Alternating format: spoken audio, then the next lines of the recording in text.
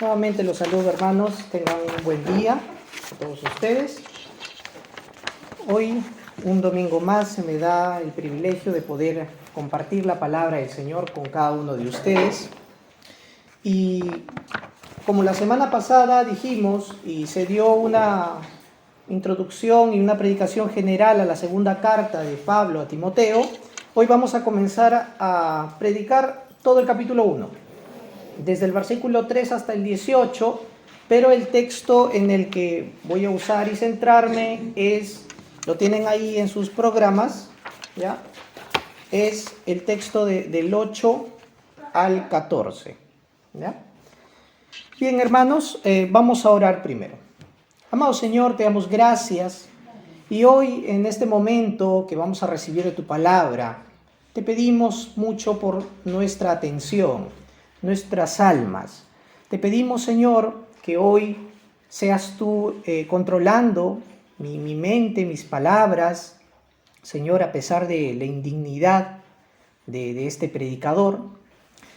Permíteme que pueda compartir fielmente y exponer las Sagradas Escrituras. Ayúdame también a que lo que he preparado, las palabras que pienso, sean guiadas, controladas por tu Espíritu Santo, y permite que también mis hermanos puedan prestar atención en este tiempo. Ayúdalos mucho, Señor, a comprender y a iluminarnos a través de tu revelación escrita.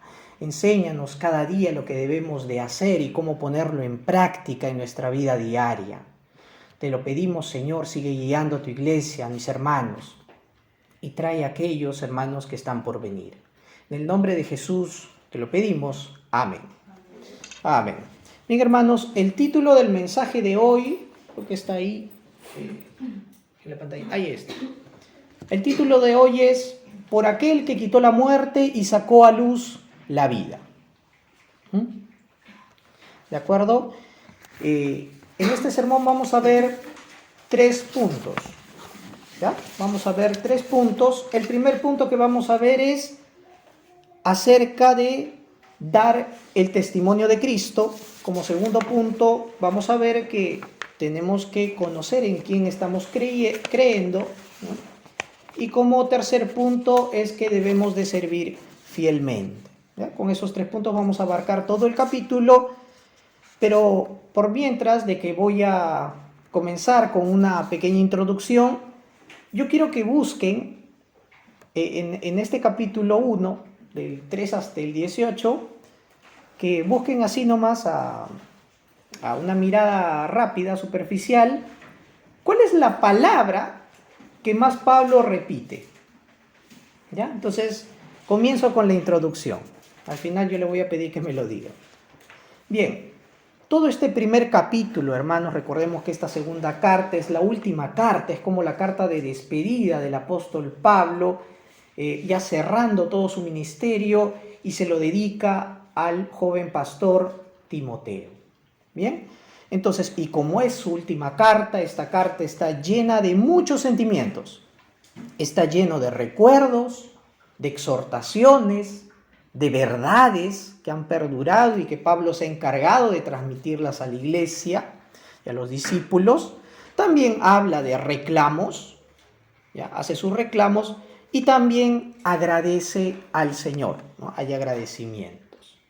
Todo esto es lo que se ha acumulado en el corazón de Pablo a lo largo de su vida y que con gran cariño y gran importancia se lo transmite a su querido hijo en la fe, Timoteo. Entonces, ¿y por qué el título de acerca de aquel que quitó la muerte y sacó a luz la vida? Porque de esto va a hablar en esta parte central el apóstol Pablo. ¿Cómo veían la muerte las personas del primer siglo, los griegos? Entonces sabemos que el pueblo de fe sabe que pues hay un reino celestial, ¿no? Pero en los primeros siglos, hermanos, ¿no? Y yéndonos incluso al periodo intertestamentario, era un tema que muchos especulaban, mucho se hablaba acerca del temor de la muerte. Es algo inminente, ¿no? La muerte que nos causa miedo, pánico, hasta terror a algunos. Incluso por eso hay muchos que no tocan estos temas acerca de la muerte por no incomodar gente. Pero la vista del cristiano cambia totalmente esa mirada, ¿no? Esa mirada mundana, si podemos decirlo así, ¿no? ¿Por qué? Porque muchos pensaban que la muerte daba el fin al alma de la persona. Es decir, tú mueres y se acabó tu existencia. Entonces voy a vivir como quiero. Por otro lado, hay todo tipo de cosmovisiones, ¿no? ¿A dónde iremos? Y si iremos por obras o si iremos de esta manera, si me llevaré mis riquezas y muchas otras cosas. Pero entre todo la idea de la muerte causaba pánico y miedo. Es por eso que a través de esta carta el apóstol Pablo nos da a conocer la esperanza de vida que ha sacado Cristo para todos los que crean en Él. La muerte es como consecuencia de nuestro estado espiritual de separación de Dios, la consecuencia del pecado, la muerte. Pero Cristo muere en la cruz justamente para que ya no estemos más alejados del Señor y tengamos comunión con Él. Entonces, para el cristiano la idea de la muerte es un encuentro inmediato con el Señor Jesucristo. Es vivir en su presencia perpetuamente. Pero no esperamos, claro, hasta ese día, sino que de antemano ya vivimos experimentando de su presencia, teniendo comunión, no solo congregando, sino en nuestra vida devocional diaria. Y ahora Pablo va a repetir algo que es recurrente desde el 3 hasta el 18. ¿Pueden notarlo? ¿Ya lo identificaron? Ella es lo que lo repite Pablo. En el primer párrafo, párrafo medio y último, lo cierra y cierra con eso. Y esto se lo dedica a Timoteo, porque sabe cómo es Timoteo. ¿Lo encontraron? Sí, si lo encontraron me levantan la mano. Me dicen yo. ¿No?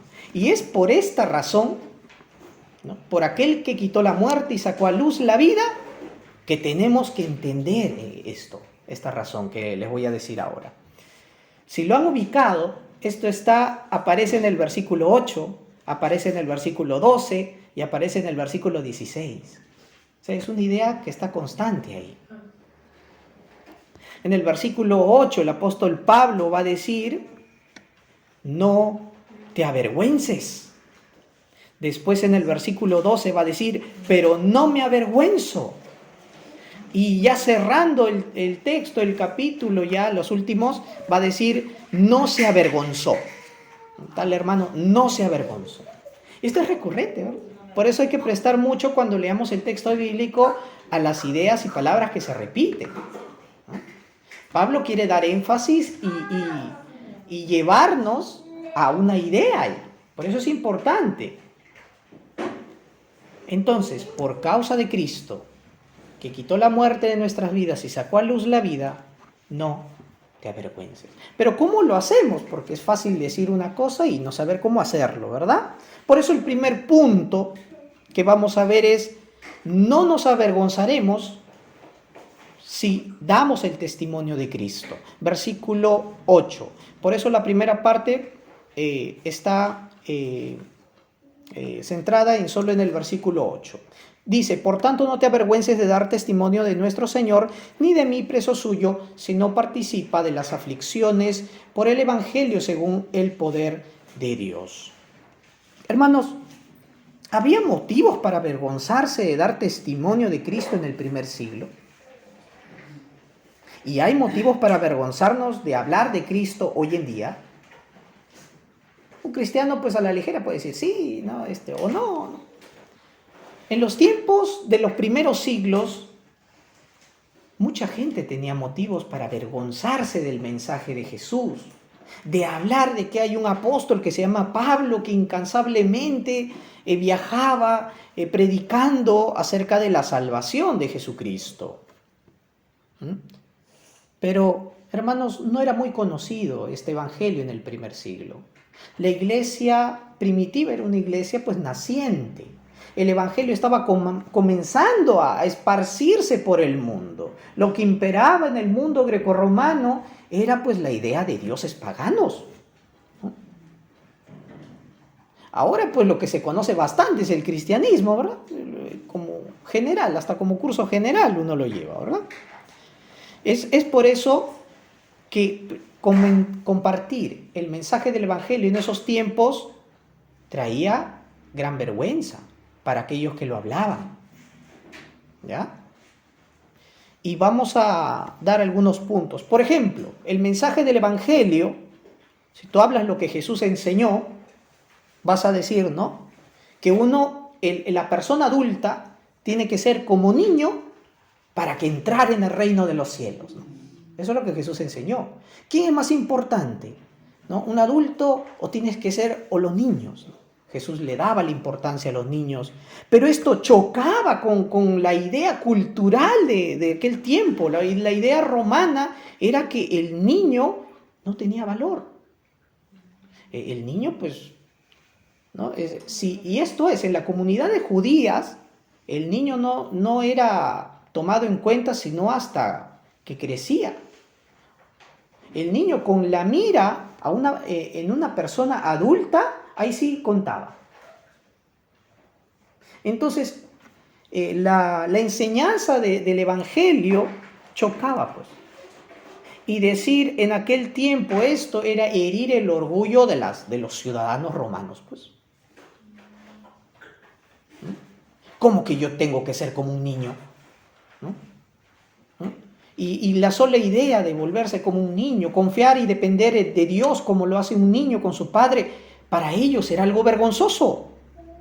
Hería su estatus social porque el padre y los adultos tenían autoridad. El niño no tiene autoridad. Depende de la autoridad del padre. Era algo vergonzoso. Otra de las cosas era la manera en que Cristo venció en la cruz.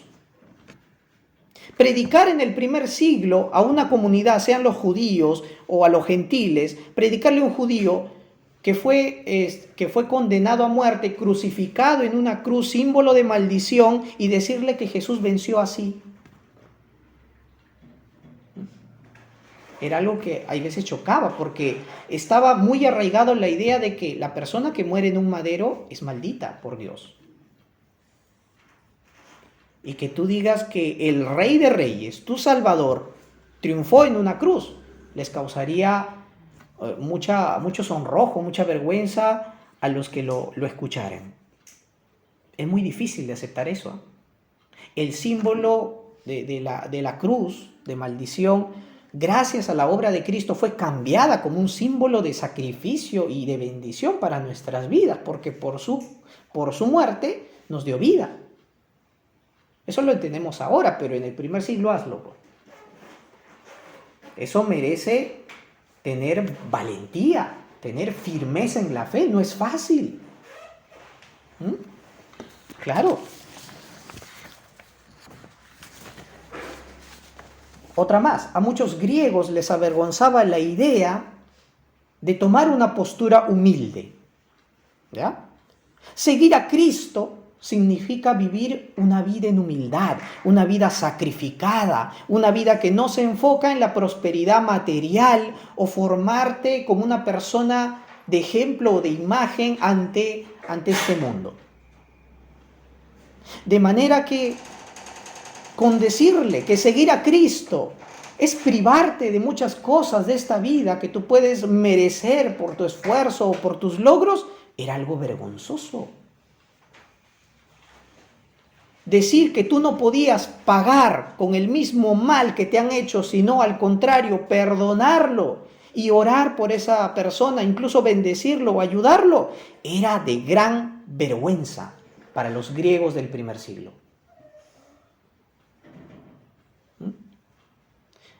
Incluso la comunidad de Corinto, por eso Pablo tuvo que escribirles la carta a los corintios y mencionó esto, que vivir en humildad, vivir en aflicciones por causa del evangelio, ellos lo tomaban como señal de cobardía. Nosotros somos ignorantes y ustedes son sabios en Cristo. Entonces, hermanos, el mensaje del Evangelio en el primer siglo causaba vergüenza a muchos. Pero la persona que lo transmitía no tenía que tener ninguna vergüenza. Al contrario, aquel que testificaba a Cristo era porque lo conocía. Y conocía esta verdad.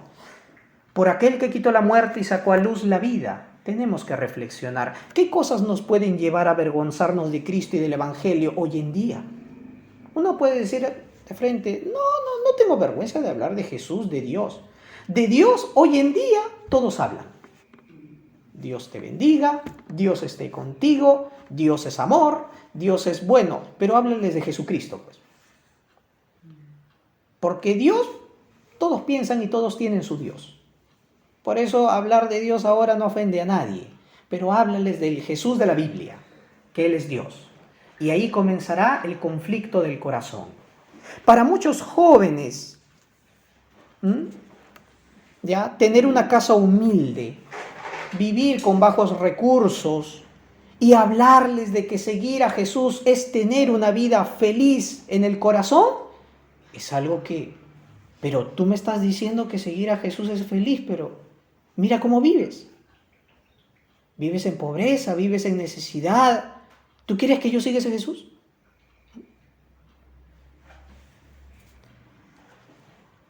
Muchos jóvenes pueden decir, ¿cómo le hablaré de Jesús a aquellos que ostentan una gran vida acomodada, diciéndoles que Jesús les dará paz y felicidad cuando ellos están cómodamente reposando en sus cuartos llenos de todo tipo de entretenimiento, ¿no? Su laptop, computadora, televisión, cable, todo, ¿no?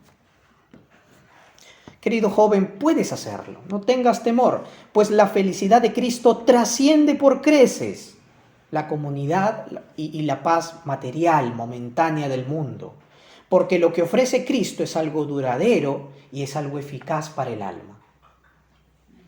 Quizá nuestro testimonio personal puede llegar a avergonzarnos. ¿Cómo puedo decirle que Jesús cambia vidas a esta persona si a mí me faltan muchas cosas para cambiar? ¿Cómo puedo decirle a la persona acerca del Evangelio si no sé mucho la Biblia? Si hace poco me he convertido, tengo temor, tengo vergüenza.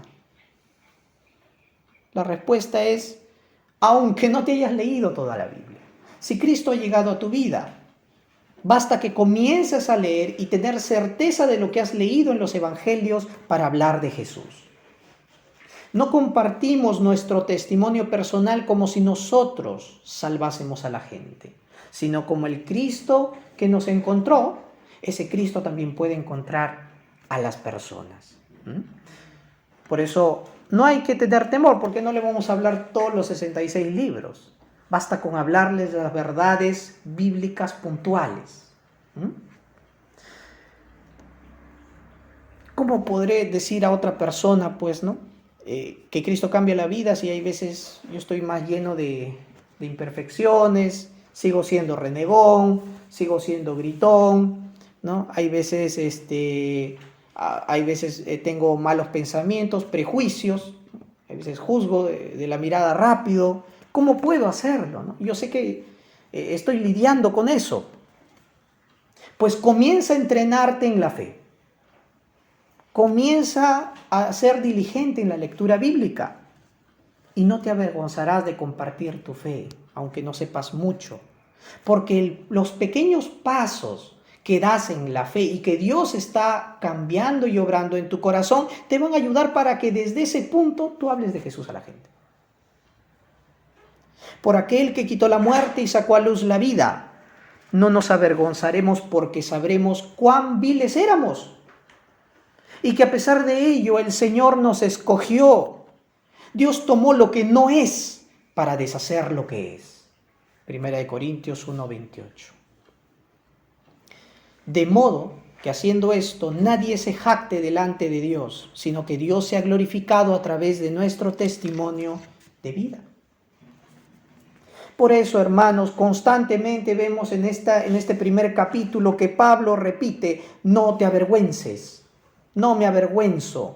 Él no se avergonzó.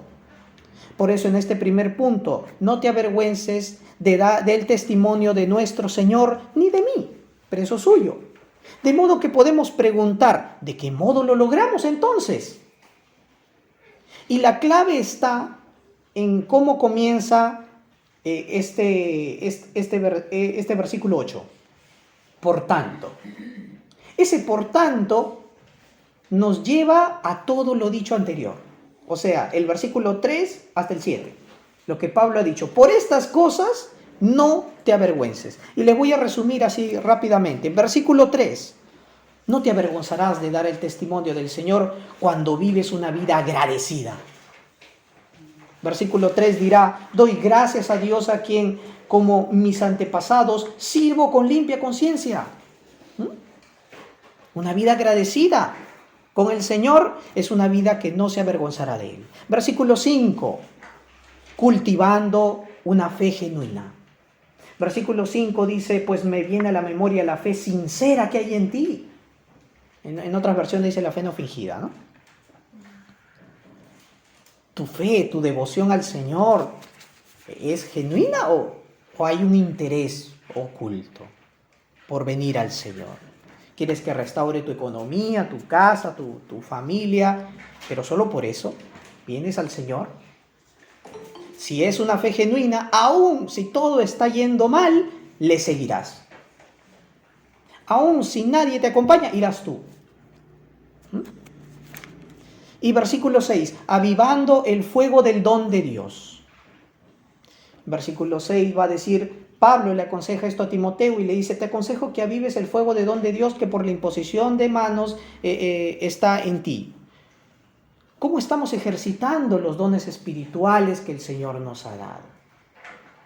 Tanto en Romanos como en Corintios hablan de los dones a favor de la edificación de la iglesia. Por ejemplo, los dones para servicio, pues.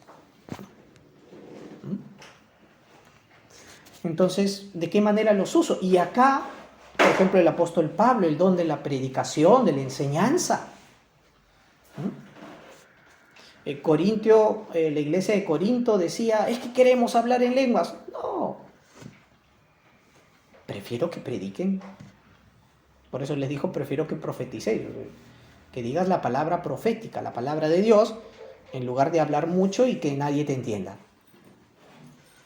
Los dones son para edificar a los santos. Versículo 7. Con el Espíritu de Dios que habita en ti. No te avergonzarás porque el Espíritu Santo que habita en ti es un espíritu de poder, de amor y de dominio propio. Es ese espíritu, pero ¿por qué tengo temor, vergüenza y muchas cosas? Porque justamente es eso. Fortalécete en el Espíritu del Señor. Ese espíritu de poder te va a ayudar a ser eficaz en tu servicio al Señor. Antes nosotros estábamos esclavos del pecado y temerosos ante la idea de la muerte. Pero Cristo, como el Rey de nuestra vida, nos dio su Espíritu Santo que nos liberó. Nos liberó de toda inseguridad, miedo, temor y nos dota con la valentía para enfrentar con fe los desafíos diarios. Con ese espíritu de poder podrás hacerlo. Con el espíritu que es amor podrás devocionarte por los demás, tener una buena actitud correcta a pesar de que no te han tratado así. En el tiempo de la persecución, hermanos, imagínense ser cristiano y mostrar amor era muy difícil. Pero aquel que ha sido amado por Dios puede amar. ¿Ya? De igual manera, el Espíritu de Dios, que es amor, es un espíritu sacrificial. La persona estará dispuesta a sacrificar muchas cosas por amor a Jesús y por amor a su prójimo. Dejará de lado y vencerá el temor. Por eso la palabra dice que el perfecto amor echa fuera el temor. Porque sabes quién te amó, quién te ama, quién sigue contigo. Y que lo haces no por el otro, sino por tu Señor. Todo esto es posible por la obra del Espíritu de Dios que está en ti. El poder no viene de ti, el amor no viene de ti, el dominio propio se te ha dado. Todo esto viene de Dios. El dominio propio nos va a ayudar para aplicarnos en cada parte de nuestra vida conforme a la voluntad del Señor. ¿Ya? Sabemos que el temor, la cobardía, esto impide que nosotros sirvamos al Señor, que actuemos conforme a su voluntad. Tenemos varios ejemplos en la Biblia. ¿Se acuerdan que Pedro y todos los discípulos, porque muchos lo hacemos cargamontón a Pedro, todos los discípulos, dice el texto bíblico, que le dijeron, sí, Señor, nosotros vamos a morir por ti? Llegó la hora, todos huyeron. No, que no me chape el soldado romano. Todos huyeron. Él se quedó solo. Fue arrestado. Pero él siguió firme en la voluntad del Señor. Y esto después de la resurrección llegaron pues a entenderlo, ¿no? ¿Cómo es que el espíritu de cobardía que tenían los discípulos en ese momento fue cambiado por un espíritu que estuvo al punto de sacrificar su vida por causa del Evangelio? Todos murieron martirizados excepto Juan, ¿verdad? El apóstol Juan, ¿no? Entonces, ahí está. Y cuando nos habla de dominio propio, nos habla, hermanos, de un control en todos nuestros sentidos. La firmeza de conciencia, sobriedad, claridad. ¿Ya? Hay veces la gente busca de mala manera esto, ¿no? Que el espíritu me domine, y piensan que es el espíritu, cuando te domina es la tembladera, o que te ponen los ojos blancos. No, eso no es que te domine el espíritu, ¿no? Cuando te domina el espíritu tomas decisiones conforme a la Biblia. Cuando te domina el espíritu te puedes privar de tus deleites por el bien de otros. Esa es la obra del espíritu, negarte a ti mismo. O sea, no estamos más llenos que viviendo como Jesús lo hizo. ¿Ya? Hasta aquí el primer punto. Vamos al segundo punto, hermanos. No nos avergonzaremos, sino que sepamos en quién hemos creído. Versículos del 9 al 12, en este segundo punto. Quien nos salvó y nos llamó con llamamiento santo, no conforme a nuestras obras, sino según el propósito suyo y la gracia que nos fue dada en Cristo Jesús antes de los tiempos de los siglos, pero que ahora ha sido manifestada por la aparición de nuestro Salvador Jesucristo, el cual quitó la muerte y sacó a luz la vida y la inmortalidad por el Evangelio, del cual yo fui constituido predicador, apóstol y maestro de los gentiles, por lo cual asimismo padezco esto, pero no me avergüenzo, porque yo sé a quién he creído y estoy seguro que es poderoso para guardar mi depósito para aquel día.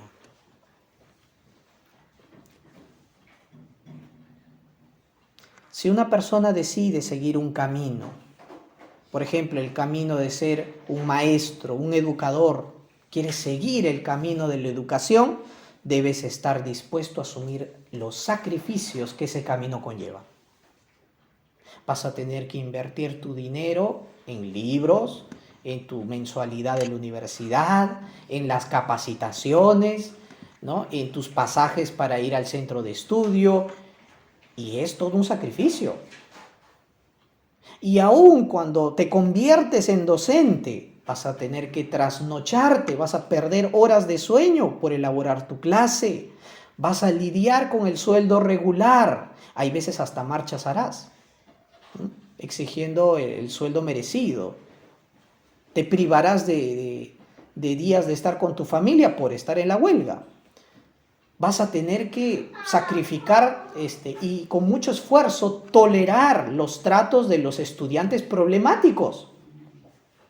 El camino que elegimos conlleva sacrificios y aflicciones. Y el camino del cristiano es semejante, porque el Señor no solamente nos ha bendecido, nos ha provisto de todo, sino que también nos llama a padecer juntamente con Él. Hay veces esa parte no nos gusta más la de ser benditos. Pero el camino del cristiano es una vida sacrificada, hermano. Vivir como cristiano es un llamado a vivir como Jesús lo hizo. Y es por su gracia, por su salvación, por su poder que podemos seguirle. Si no, no podríamos, por mucho que quisiéramos. Vean el joven rico que quiso seguirle y se dio media vuelta. En los evangelios el Señor ya nos había dicho que ser su discípulo traería consigo sacrificios y aflicciones. Por ejemplo, el rechazo de la familia, el odio de las personas que no siguen esta misma fe, la renuncia de tus preciados anhelos y metas. Tú planeabas hacer algo y te llaman al ministerio. ¿Qué haces? Claro, te especializas, terminas tu educación, terminas tu carrera, pero te abocas al otro. Entonces, ¿qué ocurre ahí? El llamado, ¿verdad? Pero viviendo de este modo, hermanos, haremos visibles que somos como nuestro Maestro, que somos como nuestro Señor Jesucristo a quien servimos. ¿Se acuerdan qué le dijeron al apóstol Pablo en el libro de los Hechos cuando lo interrogaron? No hables de Jesús, pero reconocían que había estado con Jesús en la manera que hablaba, en la manera que vivía. Y de igual manera la gente lo verá por las cosas de cómo estás viviendo, los sacrificios que estás teniendo. Si alguien nos pregunta, ¿realmente vale la pena padecer por Cristo y su mensaje? ¿Qué le diremos? Claro que sí, claro que sí. Y los jóvenes, sí, con renuencia, porque todavía estamos avergonzados de cierto modo. Si no, lo gritaríamos. En medio de las situaciones tristes, hermanos, situaciones dolorosas, angustiantes, críticas y todos los sinónimos que puedan haber, serán soportadas por el poder de Dios, no bajo nuestras fuerzas. Si alguien te pregunta, ¿cómo le haces para encarar un día más los problemas de la casa, de la familia, de los hijos, del dinero, que estás hasta las justas, de lo que te pide el colegio, y aún con todo esto quieres seguir siendo cristiana, ¿no? ¿Cómo le haces? Y no te vas corriendo diciendo quiero paz y me voy a otro lado. Porque el Evangelio es el poder que te ayuda a vivir en victoria. Eso es. Estamos en medio de un mundo caído, hermanos. Este mundo caído implica que debemos de guardar nuestros corazones, la manera de vivir. Y es por eso que el Señor nos habla a través del apóstol Pablo en esta carta, en el versículo 9, nos dice que tenemos un llamado. Nos llamó con llamamiento santo, dice la Reina Valera del 60. En la versión NTV, lo dice un poquito más clarito esta parte, nos llamó a una vida santa. Es decir, no a vivir como los demás, una vida apartado para el Señor. Claro, esto no quiere decir que vas a estar 24 horas en una iglesia, sino que vas a caminar conforme al Señor, según su propósito y conforme a su gracia. Pero alguien preguntará, ¿qué beneficios, qué ventajas me trae a mí pasar aflicciones de una vida santa y fiel al Evangelio? Como lo dijo Pedro, Señor, lo hemos dejado todo y te hemos seguido, ¿qué tendremos? Buscando el beneficio, el tesoro. Pero para el cristiano, ¿qué beneficios o ventajas nos traen las aflicciones en esta vida? Podemos decir que por causa de aquel que quitó la muerte y sacó a luz la vida, toda aflicción es para provecho y gloria de nuestra alma. Podemos decir que toda aflicción afecta la parte carnal y preserva la parte espiritual refinándola, perfeccionándola. Podemos decir que toda aflicción es momentánea, pero que esa aflicción que nos duele nos traerá grandes resultados. Y así hay muchos más beneficios. No quiero hacer largo el mensaje. Será para provecho de esa aflicción porque Dios usa el problema como su horno para preparar así pancito y traer el producto terminado para deleite de su gloria. Y de igual manera, Dios purifica a su pueblo en el horno de la aflicción para que salga como oro puro. Toda aflicción va a atacar la parte que tiene que ser cambiada. Si Dios permite un evento en tu vida es porque en eso necesitas cambiar.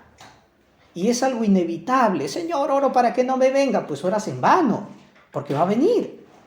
Porque Dios quiere cambiar, te ha llamado y te ha llamado para usarte, por eso tiene que cambiarte. El ejemplo de David, por ejemplo. ¿Por qué David no fue rey desde que fue ungido?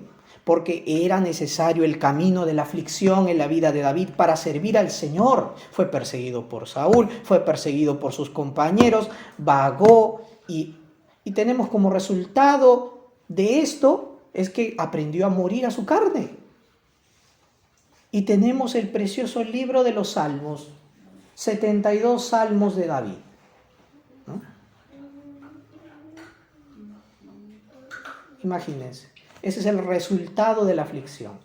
Y qué hermosos salmos, ¿verdad? Cánticos y oraciones de ejemplo para el Señor, de una vida dedicada al Señor. De igual manera, David al pasar todo eso llegó a ser un rey íntegro y habilidoso para gobernar a su pueblo. Salmos 78 del 70 al 72. Ahí está. Toda aflicción es momentánea y traerá grandes resultados, hermanos, porque nuestra vida en esta tierra es breve y las aflicciones van a venir, sea por la familia, por el trabajo, por la sociedad, alguna enfermedad. Podemos pasar, constiparnos, caernos, tropezarnos, nos tiran piedras de diversas maneras, pero esa aflicción va a traer una bendición abundante. Lo hizo, vemos Job, por ejemplo. Job fue afligido, no porque pecó, Job fue afligido, pero su final fue abundante. Dios le dio el doble de lo que tenía, ¿verdad? Lázaro, que era un mendigo a las puertas de la casa del rico, terminó en la eternidad siendo consolado en el paraíso, en los brazos de Abraham, ¿verdad? De igual manera José, que llegó esclavo como Egipto y pasó varios años en prisión, terminó siendo visir de todo el país.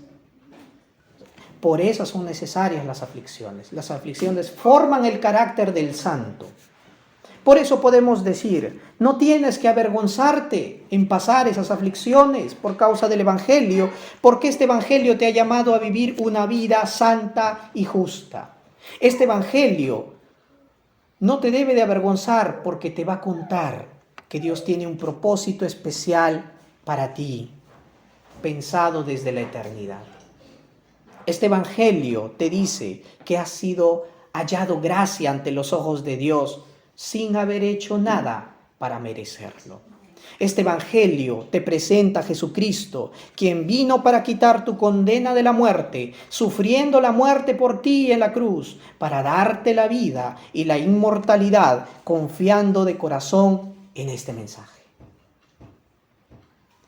Por este Evangelio, dice Pablo, Dios me hizo predicador, apóstol y maestro para ustedes. No sientas vergüenza por mí, dice Pablo, porque yo no me avergüenzo de lo que Dios me ha convertido y de lo que paso por amor a Él, pero mi vida y salvación están seguras en sus manos, porque sé bien en quién he creído.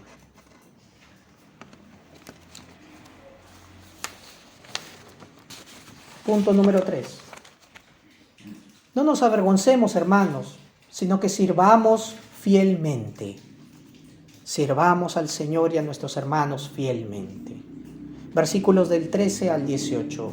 Retén la forma de las sanas palabras que de mí oísteis en la fe y el amor que es en Cristo Jesús. Guarda el buen depósito por el Espíritu Santo que mora en nosotros. Ya sabéis esto, que me abandonaron todos los que están en Asia, de los cuales son Figelo y Hermógenes. Tenga el Señor misericordia de la casa de Onesíforo, porque muchas veces me confortó y no se avergonzó de mis cadenas, sino que cuando estuvo en Roma me buscó solícitamente y me halló. Concédale el Señor que halle misericordia cerca del Señor en aquel día. Y cuando nos ayudó en Éfeso, tú lo sabes. Cuánto nos ayudó en Éfeso, tú lo sabes mejor. Para terminar, este es el último capítulo del sermón, parte del sermón. Para terminarlo, el apóstol Pablo hace un encargo especial a Timoteo. Le dice, guarda el buen depósito. ¿A qué se refiere? Pablo tenía una cuenta corriente en el banco de Antioquía, en el banco de Roma. Te encargo el depósito, le dijo. Te encargo el depósito de la iglesia, al BBVA, al BCP. Caja Piura, Scotiabank. ¿No? ¿A qué banco le pidió el depósito? ¿Qué banco había en el primer siglo? ¿No? ¿Cuántos dracmas había ahí? ¿No? Pero hermanos, los versículos del 13 al 18 se refieren a un mismo tema. ¿Ya? No separemos uno del otro. Le está diciendo en el versículo 13, retén la forma de las sanas palabras que de mí oísteis. Y en el versículo 14 le dice, guarda el buen depósito por el Espíritu Santo. ¿A qué se refiere con el depósito? Al Evangelio, claro que sí. Al Evangelio es el depósito, ¿no? Para aquel que quería ver cuánta plata tenía Pablo, lo siento. ¿Ya? Es por eso que notamos cómo comienza el versículo 13. Retén la forma de las sanas palabras. Una de las cosas muy importantes para el apóstol Pablo antes de partir de este mundo, y él ya no estaría, las iglesias estarían a merced de los ataques de las falsas doctrinas, falsos maestros. Y le preocupaba esto al apóstol Pablo. La iglesia no está reteniendo la sana doctrina, por eso comenzaron a seguir fábulas, comenzaron a discutir con genealogías, comenzaron a hacer eso. Por eso lo dejó a Timoteo ahí, en Éfeso. Y ahora por eso su preocupación sigue siendo preservar la sana doctrina. Y le dice, retén la forma de las sanas palabras. ¿Por qué? Porque los embusteros de la fe quieren arrebatarte la verdad. ¿Cuándo retienes algo? Cuando te aferras firme a una verdad. Reténlo porque el enemigo va a querer quitártela y deformar la verdad. Va a hacer que tú no sigas el mensaje del Evangelio, sino sigas un mensaje de prosperidad. Que el cristiano no tiene que pasar aflicciones sino ser próspero y que le vaya todo bien. Sabiendo que Timoteo es tímido, es vergonzoso, con todo lo antes dicho, le manda a que preserve la sana doctrina y defienda la verdad, como lo hizo el apóstol Pablo. Esto es lo que le dice. Quizás nosotros somos tímidos o vergonzosos como Timoteo. ¿Quién dice, yo no tengo vergüenza? Qué bueno, hermana. Gloria al Señor. Pero la pregunta para ti, ¿guardas el buen depósito del Evangelio diariamente? ¿De qué manera preservas la palabra que viene a tu corazón? De la Biblia, del púlpito, hacia tu vida. Si alguien cuestiona la verdad en tu cuadra, en tu trabajo, ¿defiendes la verdad del Evangelio frente a falsas enseñanzas o no les dices nada para no juzgarlos? No, yo no juzgo. ¿Qué ocurrirá con aquella persona que está en el error y tú no le alertas de esa equivocación? ¿Defenderás la verdad o expondrás la verdad de igual manera que lo haces con tu familia, a tus amigos y compañeros? Esto nos lleva irremediablemente al segundo punto, hermanos. Si no te avergüenzas del Evangelio, ni de los santos que lo predican, tampoco te avergonzarás de tus hermanos y maestros. Versículos del 15 al 16, el apóstol Pablo nos sorprende diciéndonos algo. Todos me abandonaron. ¿Cómo es posible que lo han abandonado al apóstol Pablo? Si yo hubiera estado ahí, no lo hubiera abandonado. ¿Te crees esa verdad?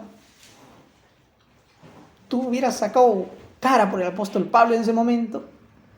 ¿Te sientes con la firmeza de decirlo? ¿Y a qué se refiere con decir todo lo que están en Asia me abandonaron? Todo el continente se lo abandonó a Pablo. ¿Qué pasó ahí? Apostasía a gran escala. ¿Qué pasó? Y cuando se refiere a Asia, se refiere a la provincia romana de Asia, es decir, a donde está como capital Éfeso, ¿ya? A eso se refiere, no se refiere a todo Asia, ¿ya? La pregunta, ¿en qué lo abandonaron al apóstol Pablo aquí? Pues vamos a entender que debido a los cargos contra él, Pablo solicitó que los hermanos vinieran a presentarse como testigos a su favor en defensa ante su juicio en Roma. Pero como él hizo la petición, nadie le respondió, pues. Nadie vino a apoyarlo cuando lo necesitaba. A eso se refiere, todos me abandonaron. Ahí está. Y por eso Pablo comienza a contrastar el carácter de la fidelidad del cristiano. Y comienza a decir, ¿quiénes me abandonaron? Voy a exponer. Dice, la infidelidad de Figelo y de Hermógenes. Ellos me abandonaron. Ellos sí se avergonzaron del evangelio y sí se avergonzaron de que yo estaba preso. De tener algo que ver con el revoltoso Pablo de Tarso. No quiero nada que ver, que nada me afecte a mi nombre, a mi fama, a mi labor que yo tengo. Si voy, me va a afectar, ¿no? Figelo significa fugitivo y Hermógenes, hijo de Hermes, ¿no? Entonces, la vergüenza, hermanos, muchas veces viene por causa de que no estamos permaneciendo en la fe y en la verdad. Y así como Hermógenes, ¿no? Este es mi pensamiento, ya, que así como es descendiente de Hermes, estamos, en lugar de seguir al Señor como hijos de Dios, estamos siguiéndonos a nosotros mismos, a nuestro propio ídolo. Hermes era un dios romano, ¿verdad? Dios griego romano, ¿no? Entonces, veamos cómo se expone la fidelidad ahí. En medio de los problemas se ve realmente si somos fieles, si realmente no nos avergonzamos del evangelio ni de quienes lo predican. Y así como expone la infidelidad, también expone la fidelidad. Y acá ensalza a la persona de Onesíforo. Onesíforo en griego significa el que trae provecho, el que trae ganancia, el que es de ganancia, de provecho. A contraste con estos hermanos, Onesíforo se preocupó por buscar dónde estaba Pablo. Lo buscó, dice, diligentemente lo buscó a Pablo y al hallarlo lo confortó, lo animó, lo acompañó. Y de Pablo le hace recordar a Timoteo con esta carta y le dice, este hermano que nos ayudó mucho en la iglesia de Éfeso, nos sigue ayudando y perseverando sin avergonzarse acá en Roma. Veamos ese contraste de fidelidad, de amor, de fe. Y en la Biblia, hermanos, tenemos muchos ejemplos, porque el apóstol Pablo no fue el único que pasó esto. David, cuando huía, ¿quién lo apoyó? Jonathan. Ahí está, Jonathan. Cuando Jeremías fue encarcelado, lo tiraron a un pozo, ¿quién lo ayudó? Claro, todos decimos el Señor, sí, pero estaba el etíope eunuco, ¿verdad? Ebed-Melech, ¿no? Juan el Bautista, cuando estuvo preso, ¿quiénes estaban ahí? Sus discípulos.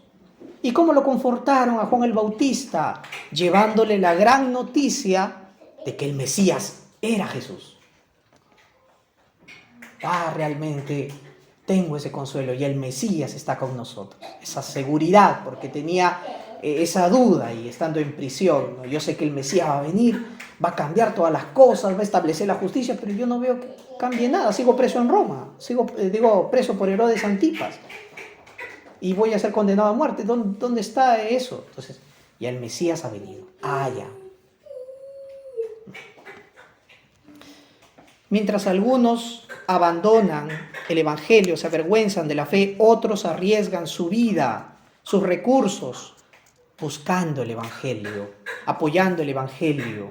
Dios siempre saca cara y bendición para aquellas personas que se sacrifican, que aman a otros, que ayudan a los necesitados, como el caso de Pablo, les dan aliento, sacrifican su tiempo en familia por ir y apoyar a estas personas de fe. ¿Con cuál nos identificamos entonces? ¿Nos identificamos con Figelo y Hermógenes o nos identificamos con Onesíforo? ¿Con cuál queremos identificarnos? ¿Cómo queremos que Dios nos vea? Que Dios no permita de ninguna manera que huyamos avergonzados o que se nos diga el día del Señor que tal momento mi hermano, nuestros hermanos nos necesitaron y les dimos la espalda. Recordemos Mateo capítulo 5, versículo 7, que dice, bienaventurados los misericordiosos, porque ellos alcanzarán misericordia. Y esto fue lo que el apóstol Pablo dijo acerca de Onesíforo. Tenga Dios misericordia de la casa de Onesíforo. ¿Por qué ha hecho misericordia con él? por causa de aquel que quitó la muerte y sacó a luz la vida mediante el Evangelio, no nos avergoncemos, sino imitemos el carácter de Onesíforo, de amor, carácter de fidelidad y de servicio. Vamos a orar, hermanos. Amado Señor, te damos gracias. Gracias, Padre Celestial, por estar con nosotros, porque tú conoces la necesidad de nuestros corazones. Hay veces somos tímidos, vergonzosos, nos falta presteza y pasión por el Evangelio. Ayúdanos, Señor, ayuda a los jóvenes, ayuda a las madres, a los padres, a las familias cristianas que quieren apoyar al Evangelio, que quieren servirte, la iglesia, que quieren hacer tu voluntad. Bendícelos a cada uno de ellos. Ayúdalos, Señor, que no se avergüencen de dar testimonio tuyo, sino que conociéndote puedan disponer todo lo que tú les has dado para tu gloria, Señor, ordenada y fielmente. Te damos gracias, Padre Celestial. Oramos en el nombre de Jesús y te lo pedimos. Amén.